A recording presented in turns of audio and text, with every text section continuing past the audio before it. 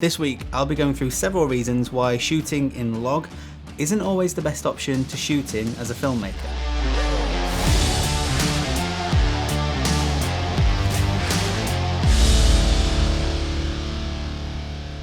Yep, as you've probably guessed it, this is going to be quite an in-depth video, so I will leave chapter headings down in the timeline below for you to quickly skip to if you wish, but this is a topic that I really want to share with you guys. I myself have encountered issues in the past and have seen other people make mistakes as well. More often than not, the reasons behind these mistakes are due to the fact that we've chosen as camera operators to shoot in a log profile. Please note this video is specifically aimed at people who shoot with mirrorless cameras. So for instance, if you're someone who shoots with the Panasonic GH5, the Panasonic S1, the Canon EOS R, the Sony a7S III, or anything similar, this video is specifically targeting those kinds of cameras. It's easy to get caught up in all the features that they're providing users, which sound like pro level features, and they are, but there are certain considerations to be able to match the quality that you'd see in those high level cameras where these features have derived from. For anyone who might be watching this video and not necessarily know what log recording is, I'll leave a link in the description below to another video that I find explains it really well, because this video will be quite technical and potentially difficult to follow to anyone who's new to filmmaking. I just think it wouldn't make sense to cover both the basics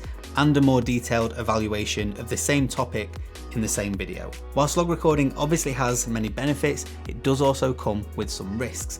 And if you don't know the ins and outs of log recording, which can differ depending on the manufacturer or the sensor used within the camera, that could have some pretty serious consequences. Don't use log recording as a get out of jail free card, as a way to shift the blame onto the editor or colorist if they don't do a good job. If that is the case and the grade doesn't look very good, that could be down to several reasons that the camera operator is actually responsible for. And these are insufficient recording settings, insufficient exposure and lighting, and turnaround time.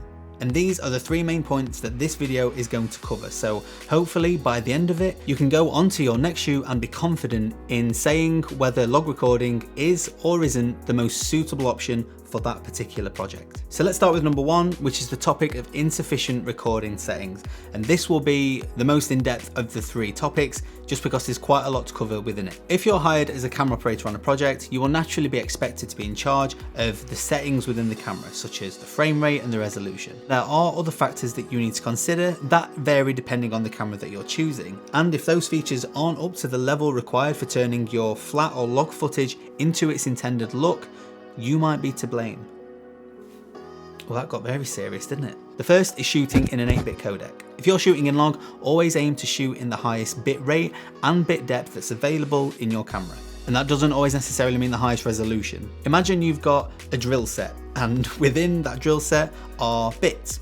You can start to see how my mind works, can't you? And the more bits that you have in your toolkit, the more opportunity you will have to either create or fix something. There's a shit ton of science behind comparing 8-bit to 10-bit footage, and I won't go into too much detail right now. However, the easiest way to compare the two is by the amount of color information that both codecs can identify. An 8-bit codec can identify up to 16.7 million colors, which at face value does sound like a lot. However, when you compare that to a 10-bit codec, which can identify up to 1.07 billion colors, it sounds like nothing in comparison. Getting back to my original point, the amount of work that is required in converting your log footage into a more normal looking shot is of course a lot more than if you were using a more standard pitch profile. Therefore, with log, you're going to be stretching very unsaturated colors, in some cases to an extreme amount. And this is where you might start to encounter something that's known as banding on your image, especially on areas that include a gradient, such as a backdrop or a sunset, because the sensor hasn't been able to capture enough color information in that 8-bit codec. And therefore adding contrast and saturation is only amplifying that limitation even more. 8-bit footage also generally results in a lower bit rate, which is the amount of information that's captured per second. For example, on the GH5, shooting in its 8-bit 420 codec has a bit rate of 100 megabits per second, whereas the 10-bit 422 codec shoots at 150 megabits per second. So that's a 50% increase in the amount of information and color being captured in that codec. So therefore, if you're shooting in log, I'd always encourage you to shoot in the highest bit rate and bit depth that your camera allows you. With the 10-bit file, you'll have more colors, and then with the higher bit rate, you'll have more information captured to grade those colors, such as your backdrop, your sunset, or even when it comes to chroma keying. Sticking with bitrate, if you're shooting on a camera that allows for high frame rate recording, unless you're shooting with something like the Sony a7S III or the Canon R5, the chances are that your slow motion footage will be captured in an 8-bit codec. On top of this, the bit rate, so the megabits per second that your camera is recording, may remain the same regardless of that increase in frame rate that you're choosing. For example, if you're shooting in full HD at 25p and at 100 megabits per second, and you enable a high frame rate mode such as 100 frames per second, the amount of information that you'll record will remain the same percentage of that as well. So essentially your original 100 megabits per second footage is now only shooting at 25 megabits per second because of that 25% frame rate. If that slow motion content was captured in S-Log3, you or your editor would have to essentially grade an 8-bit codec that's at 25 megabits per second, which I can pretty much tell you will struggle. So in those conditions, I would advise shooting in a more standard picture profile that does include saturation and contrast built in, while still leaving a little bit of wiggle room for you to grade how you wish. This way, the footage won't need to be stretched as intensively as compared to when grading log footage. Next up, we have the implications around log footage, particularly when underexposing your footage. Log is generally well known for not exactly favouring your shadows in an image when compared to a more standard picture profile. Therefore, you might encounter noise within the shadows of your image straight out of camera. Hence the recommendation to expose your image by 1 or 2 stops over as a way of shifting those shadows in towards the mid region, considering that it's such a flat image straight out of camera anyway. In many cases, for that to be achievable without sacrificing either your depth of field or by increasing your ISO, this often requires additional lighting. If you're shooting in an environment where you might not necessarily have time to light the image, or that you're just choosing not to anyway, especially when in log, that could leave you with trouble in replicating nice skin tones, or you might find noise in certain areas of your image that your camera is identifying as a shadow. However, if the entirety of that shot is underexposed, I can guarantee the editor will be saying some words behind your back, because you're essentially having to make someone else reorganize their priorities of their role, making that footage look nice again and push it even further because of your mistake. So just try and avoid that if you can. Finally, we have turnaround time, and this still relates to the relationship that you'll have with your editor. Converting log footage even into a standard look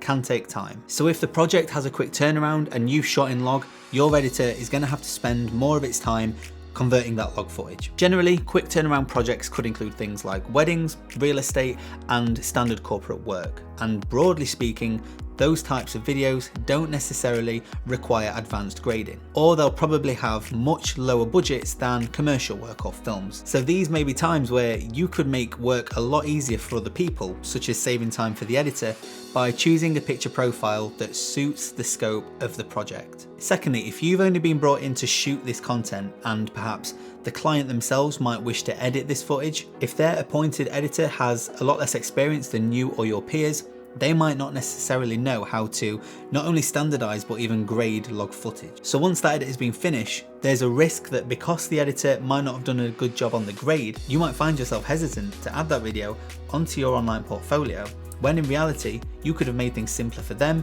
and therefore may have been good enough for you to publicly showcase. I appreciate that this video is already getting quite long. Let me just quickly rattle through a few more final points for you to consider when shooting in a log gamma profile. In order to achieve the absolute maximum image quality in log, especially regarding your dynamic range and your noise levels, it's recommended to shoot at the sensor's native ISO. In some cases, anything that isn't shot at that native ISO level could result in more noisy looking footage, even if that sensitivity is lower than the native ISO itself. So be sure to research into the camera's native ISO, especially when shooting in log as well, because that can even differ from when shooting in a standard picture profile. And with that, you can then check that that camera will be suitable for the type of environment that you're planning on shooting in. If you're setting up an interview with perhaps a window in the frame, pardon the pun, this is a great example of when you might need the absolute maximum dynamic range in that sensor. However, if you're in an alternative controlled environment with perhaps just a wall as the backdrop, and you don't necessarily need that additional dynamic range gain from shooting in log. It might just be more practical to just not shoot in log in the first place. At face value, this video might sound like I'm not a big fan of shooting in log, and that couldn't be further from the truth. I know that some of the content I've shot so far in my career has allowed me to create more cinematic looking content because of shooting in log. However, this video and a lot of other videos on my channel so far always takes into consideration efficiency as a filmmaker. So if there are any ways that I can be more efficient on set, I'm all for that. Taking advice such as this and even conducting those bits of camera specific research could well be the determining factor in you getting rehired again by a production company or an agency. I'm a big believer in that 50% of your skill set, especially in an industry such as this, is all about knowing the ins and outs about how things work. Filmmaking equipment today is easier than ever for people to get their hands on and start recording straight away. But I think that it's this type of knowledge that turns you into a fully fledged filmmaker and not just someone who simply knows how to frame up a shot and press record. Oh, I needed that. As ever guys, I do hope you enjoyed this video, and I hope that it's not been too complex to understand or follow, so do let me know in the comments if you have enjoyed it. Be sure to subscribe if you haven't already, and I'll see you in the next video.